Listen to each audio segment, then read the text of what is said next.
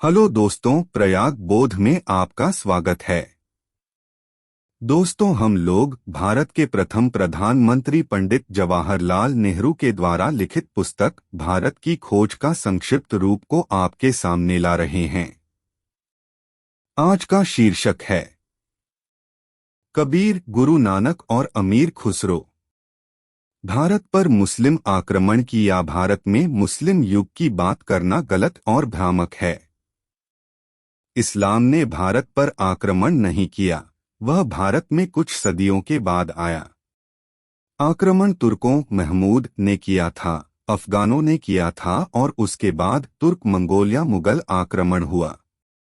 इनमें से बाद के दो आक्रमण महत्वपूर्ण थे। अफगानों को हम भारत का सीमावर्ती समुदाय कह सकते हैं, जो भारत के लिए पूरी तरह अजनबी भी नहीं माने जा सकते।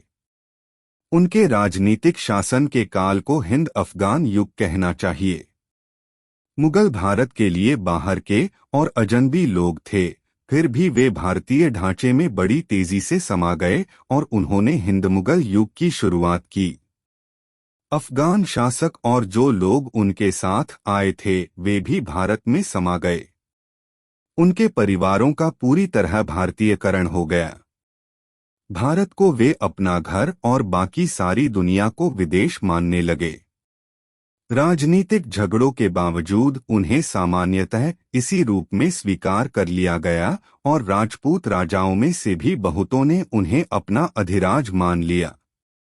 पर कुछ ऐसे राजपूत सरदार थे जिन्होंने उनकी अधीनता अस्वीकार कर दी और भयंकर झगड़े हुए। दिल्ली के प्रसिद्ध सुल्तान फिरोज शाह की मां हिंदू थी। यही स्थिति गयासुद्दीन तुगलक की थी। अफगानी, तुर्की और हिंदू सामंतों के बीच विवाह होते तो थे पर आमतौर पर नहीं।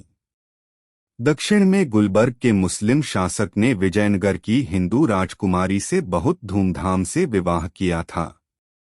इस दौर में कुशल प्रशासन का विकास हुआ और यातायात के साधनों में विशेष रूप से सुधार हुआ। मुख्यतः सैनिक कारणों से सरकार अब और अधिक केंद्रीकृत हो गई कि उसने इस बात का ध्यान रखा कि स्थानीय रीति रिवाजों में हस्तक्षेप न करे। शेरशाह, जिसने मुगल काल के आरंभ में हस्तक्षेप किया था, अफगान शासकों में सबसे योग्य था।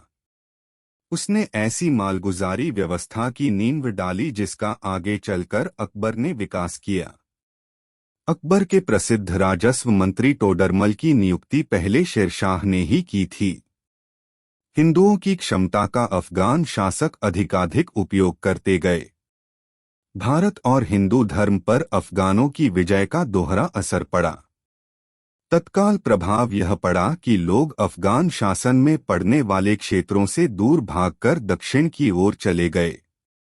जो बचे रहे उन्होंने विदेशी तौर तरीकों और प्रभावों से अपने को बचाने के लिए वर्ण व्यवस्था को और कठोर बना दिया। दूसरी ओर विचारों और जीवन दोनों में इस विदेशी ढंग की ओर धीरे धीरे लोगों का रुझान पैदा होने लगा। परिणामतः समन्वय अपने आप रूप लेने लगा। वास्तुकला की नई शैलियां उपजी, खाना फन्ना बदल गया और जीवन अनेक रूपों में प्रभावित हुआ। यह समन्वय संगीत में विशेष रूप से दिखाई पड़ा। भारत की प्राचीन शास्त्रीय पद्धति का अनुसरण करते हुए उसने कई दिशाओं में विकास किया। फारसी भाषा दरबार की सरकारी भाषा बन गई और फारसी के बहुत से शब्द बोलचाल की भाषा में प्रवेश कर गए। इसके साथ ही जनभाषाओं का भी विकास किया गया। भारत में जिन दुर्भाग्यपूर्ण बातों में वृद्धि हुई उनमें एक पर्दा प्रथा थी। ऐसा क्यों हुआ यह स्पष्ट नहीं है, पर भारत में पर्दा प्रथा का विकास मुगल काल में तब हुआ जब यह हिंदुओं और मुसलमानों दोनों में पद और आदर की निशानी समझा जाने लगा। औरतों को अलग पर्दे में रखने की यह प्रथा उन इलाकों में ऊंचे वर्गों में विशेष रूप से फैली जहां मुसलमानों का प्रभाव सबसे अधिक था, यानी उस मध्य और विशाल पूर्वी प्रदेश में जिसमें दिल्ली, संयुक्त प्रांत, राजपूताना, बिहार और बंगाल आते हैं। लेकिन अजीब बात है कि पंजाब और सरहदी सूबे में जो मुख्यतः मुस्लिम इलाके थे, पर्दे की प्रथा उतनी कड़ी नहीं थी। दिल्ली में अफगानों के प्रतिष्ठित होने के साथ पुराने और नए के बीच एक समन्वय रूप ले रहा था। इनमें से अधिकतर परिवर्तन उच्च वर्गों में, अमीर उमरावों में हुए।